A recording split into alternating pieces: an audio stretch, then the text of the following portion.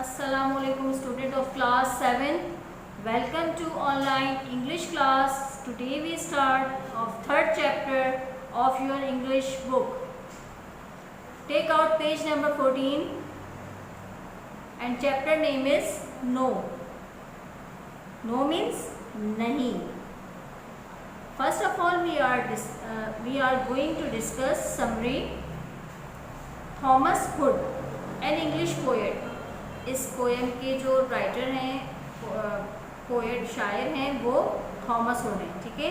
Thomas hood an English poet was non for his comic words. यानी Thomas hood एक English शायर थे जो अपनी मज़ाहिया शायरी की वजह से मशहूर थे. यानी उनको मज़ाहिया अशार बोलने का बहुत शौक़ था, जैसे वो बहुत ज़्यादा अच्छी शायरी करते थे, इसलिए वो बहुत ज़्यादा मशहूर थे. But today poem is very serious one. लेकिन आज की जो हमारी ये नज़म है सीरियस टॉपिक पर है. ठीक है. This poem has been written in background of November in autumn season. ये नज़म नवंबर में ख़िज़ा के मौसम पर लिखी गई है. ये लंदन के मुताल्लिक़ है. ठीक है. लंदन में नवंबर में जो है ऑटम सीज़न शुरू होता है. ठीक है. उसके मुताल्लिक़ है. When everything is fully covered with snow. जब हर चीज़ बर्फ़ से ढक जाती है. जैसे कि आप पिक्चर में भी देख सकते हैं कि हाउसेस पे भी बर्फ़ है, दरख्तों पे कोई लीव्स नहीं है, उस पर भी सारी बर्फ़ से ढकी हुई है और सड़कें भी बर्फ़ से ढकी हुई है. In such situation life become very difficult as everything stops. इस सूरत हाल में ज़िंदगी बहुत मुश्किल हो जाती है, जैसे हर चीज़ रुक सी गई हो, क्योंकि नलकों में पानी आना मुश्किल हो जाता है, गैस की प्रॉब्लम्स हो जाती हैं, खाना पकाना किस तरह बनाएं. सही है. तो और सबसे मिलने जुलने की प्रॉब्लम्स, बाहर कैसे निकलें, बाहर निकलें तो बर्फ़बारी हो रही होती है, तो बहुत ज़्यादा डिफ़िकल्टीज़ आती हैं सामने. No people are seen out for socialization. Socialization के लिए एक दूसरे से मेल जोल ख़त्म हो जाता है, लोग नज़र ही नहीं आते. ठीक है. Wherever you see you find slippery snow covering everything.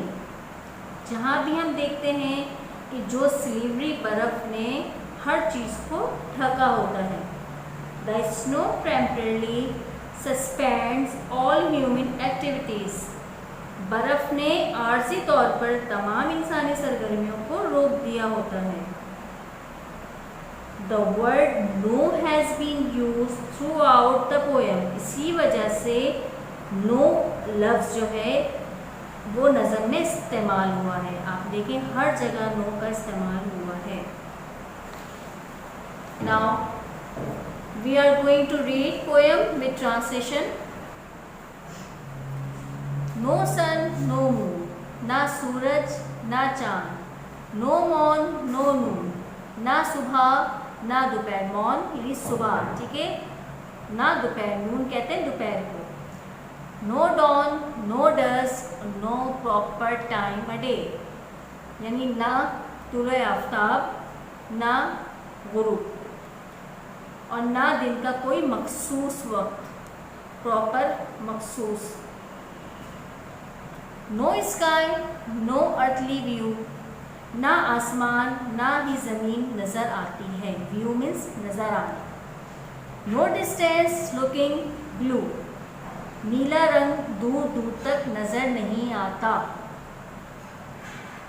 No road no street no teat other side the way. ना सड़क ना गली. स्ट्रीट कहते हैं गली. ना रास्ते की दूसरी तरफ नज़र आती है.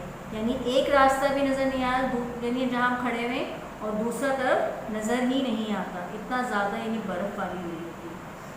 No end to any rock. ना ही कोई तंग गली का सिरा. एंड सिरा और रॉ कहते हैं तंगली.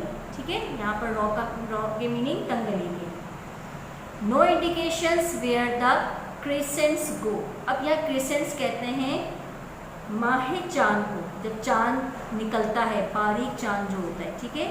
बारीक चांद. पहली तारीख, दूसरी तारीख, शुरू की तारीखों का, ये उस पे इशारा करते हैं, कहते हैं कि ना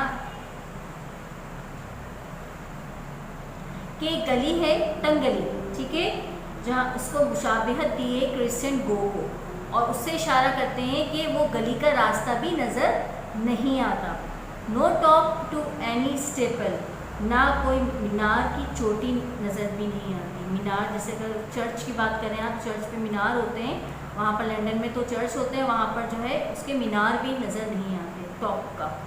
no recognitions of familiar people, ना कोई शनासाई ही जो हमारे जान पहचान के हैं उनसे भी कोई जान पहचान, यानी जो पीपल हमारे जान पहचान के होते, रिश्तेदार नहीं होते, वो भी उनसे भी कोई शनासाई नहीं है। नो कर्टिसीज फॉर शोइंग एम, उन्हें देखने के लिए कोई शाइस्ता बात नहीं है, यानी आशना लोगों से कोई बातचीत भी नहीं हो रही, कोई बात ही नहीं हो रही। यहाँ एम का मतलब उन्हें यानी दैम है, ठीक है, दैम फुल फॉर्म है एम की। नो नोइंग एम, उन्हें कोई जानने का मौका भी नहीं। No travelling at all, no locomotion, ना कोई सफ़र, ना कोई हरकत यानी हिलना जुलना, ना कोई हिलना जुलना, लोकोमोशन मीन्स हिलना जुलना, ठीक है, ना कहीं जा सकते, ना कहीं आ सकते, घर में ही है मौजूद। No inkling of the way, no motion, inkling means यहाँ सुराख के हैं, कोई चीज़ सुराख कर लगाना, ठीक है। No inkling of the way यानी ना किसी रास्ते का सुराख है। नो नोशन यानी ना कोई ख्याल। नो गो बाय लैंड और ओशन, ना ही समंदर या ज़मीन का जरिया जाते, ना ही कोई समंदर या ज़मीन के ज़रिए जाते हैं। नो मेल नो पोस्ट, ना कोई मेल है और ना ही कोई डाक यानी हर किस्म का राब्ता ख़त्म हो चुका होता है। No news from any foreign coast, coast कहते हैं साहिल को, और फॉरेन यानी गैर मुल्की, ना ही किसी गैर मुल्क की साहिल से कोई ख़बर है, यानी कोई किसी किस्म का कोई लिंक नहीं होता। No park no ring, no afternoon gentility, कोई पार्क नहीं है। रिंग यहाँ पर अंगूठी नहीं बल्कि एक अहाता होता है, ठीक है, जो कि सवारी के लिए या ड्राइविंग के लिए एक अहाता बनाया जाता है लंदन में, उसको हम रिंग कहते हैं। ना अहाता है, ना दोपहर की शाइस्तगी, यानी एक माशरे का अच्छे रवैये को क्या कहते हैं, जेंटिलिटी या मिलनसारी, और ना ही दोपहर में कोई किसी से मिलनसारी है, ना किसी से हम मिल पा रहे, दोपहर में भी नहीं मिल पा रहे। रात और सुबह में तो अच्छी खासी ठंड होती है, यानी वहाँ दोपहर में भी अच्छी खासी ठंड होती है। नो कंपनी, ना कोई साथी है। नो नोबिलिटी, ना कोई शान व शौकत। No warmth, no cheerfulness, no healthful ease, ना गर्मी ना खुशहाली, चेयरफुलनेस खुशहाली, ना सेहत बख्श आराम, या ईज मीन्स जो है आराम से है, ठीक है, सेहत बख्श आराम। No comfortable feel in any member, यहाँ मेंबर से मुराद हिस्से हैं, ठीक है, और ना किसी हिस्से में आराम नहीं है। हिस्से यानी जो उज़ू होते हैं, जिस्म के जो हिस्से होते हैं, उसमें आराम भी महसूस नहीं हो रहा, क्योंकि धूप की रोशनी में जब इंसान बैठता है तो उसको विटामिन डी भी मिलता है और उससे उसकी थकन भी दूर होती है। लेकिन बर्फ़ है, ठंडक है बहुत ज़्यादा, उसको उसकी जिस्म में भी बॉडी को आराम नहीं मिल रहा उसकी वजह से। No shade no shine, no butterflies, no bees, ना कोई साया है, ना कोई चमक, ना तितलियाँ, ना मक्खियाँ।